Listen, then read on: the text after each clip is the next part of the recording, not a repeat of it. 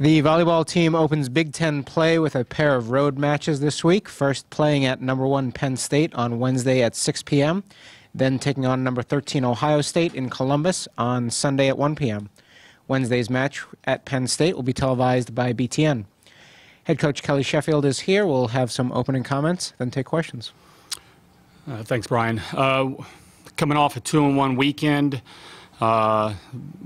strong tournament, strong competition. Our first match against a really good Kansas State team. I think they were about 26th in the country. Lauren was a little bit off. She felt a little bit off. Location was a little bit, but I thought we got great performances out of Lauren Gillis and Kelly Bates, Taylor Morey. I thought those three were really, really solid. And last match we swept a really good Creighton team. Our last match we lost in 5 to a really talented Arkansas team. I thought Haley Nelson and Tiana Williams, Romana Krishkova, I think the three of them had their best matches in a Badger uniform. So the thing right now is, can we put all these pieces together? Can we put, get everybody on the same page and playing well together? And that's kind of the challenge in front of us, but I think we're heading in the right direction. So this week we've got Penn State, and been watching a lot of film. That's obviously once again a very talented team that seems to be getting better every week. That's has an okay coach leading. That's accomplished a couple things, leading the way, and an Ohio State team that may jump into the top 10 this week's poll. So we're excited. We're certainly excited to get the Big Ten season underway.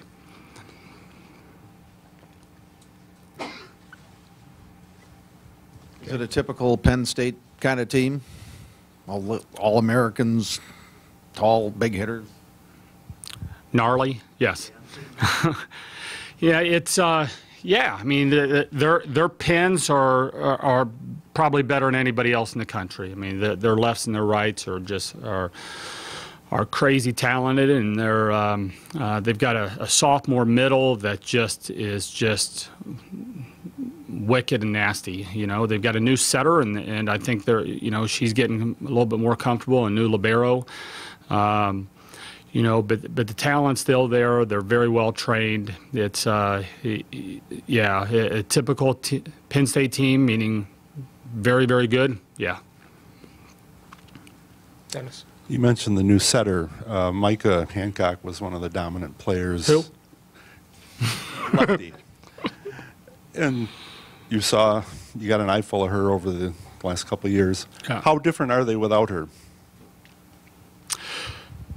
Here's the thing. I mean, she had probably the best serve in the country, certainly the best serve on their team. And the new setter they've got in right now is the best server on their team, and she's really good. She's not quite Micah behind the service line, but she's no slouch, and they're in fine hands. They're in fine hands.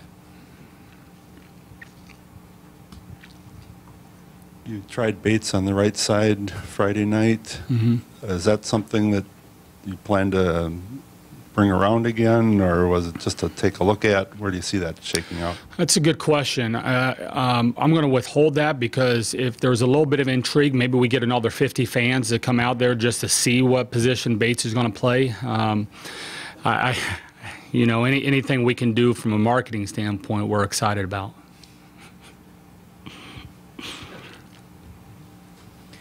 You might not be as ranked as high as you were to start the season. You've lost 2 matches, but are you a better team now than when the team first took the floor to start the year?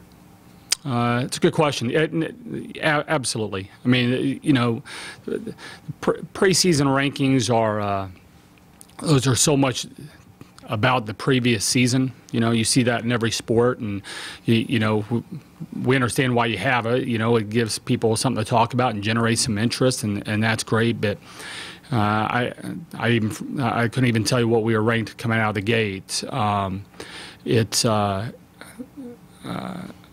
not even positive what we were ranked this past week. We don't really talk about it. It's just can we find ways of getting better? And here's what I know. We had 3 of our players at the end of our last match play their best matches of the year. And we had, at the beginning of the weekend, we had 3 other players that played awfully, awfully well. And so our ceiling is getting a little higher with some players, and then can we find a way to mesh that up? And, that's on the coaches. I've been changing things around quite a bit to try to figure out how these pieces are going to fit. And, once the coaching staff probably gets out of the way and lets them just go, I think we'll probably have a chance of being pretty good. John? In the standings, obviously, every game, every match is the exact same as far as worth in the standings column. But seeing Penn State, the opportunity to play them again, in any way, does that mean more to your team? As a competitor, I would hope so. I mean, our goal is to try to compete for national championships, and you're going against a team that has won the last 2. And although their personnel is different, I think what it shows is you're going up against a program that has storied excellence to it, and so our players want to feel that. And so, but I think they're also equally jacked up to be opening up Big Ten, and I'm not sure who you'd be having in front of you. Our players are still going to be pretty excited. Might be a little bit more juice because who it is. And on the flip side, I mean, we won a Big Ten Conference championship, and that's last year, and that was something that was pretty big for us. And I'm sure there's quite a few players that are, although they won the whole enchilada, I'm sure they feel like that's rightfully theirs, and they're probably going to be packing a little bit more juice as well.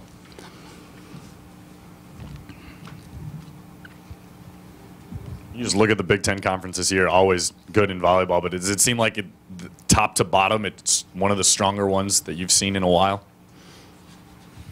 I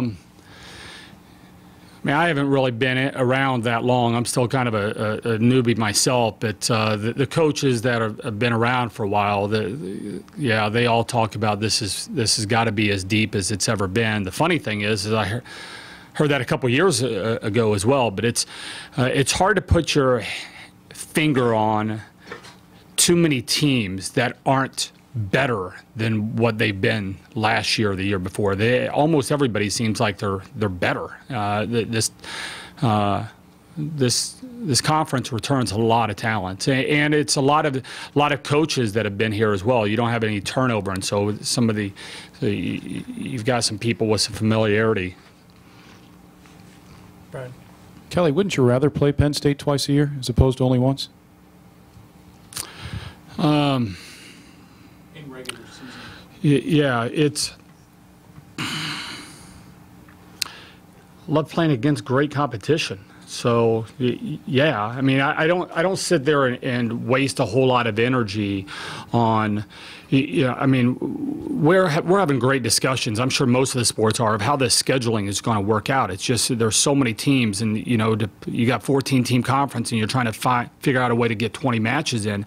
It's really tough, and I'm sure all the sports are trying to figure out, all right, what's equal, what's fair, and things, and that's it's kind of a tough challenge. But we're having some discussions on the front end of that. But once that schedule gets out in front, I don't sit there and judge it all. But if you're asking, kind of remove myself from that, would I rather play that team twice? Oh yeah, I mean, it's as a competitor, you live for those types of matches. It's I know our players do. I know our coaching staff does. If you're a competitive junkie, I mean, it's just nothing's better than those types of teams.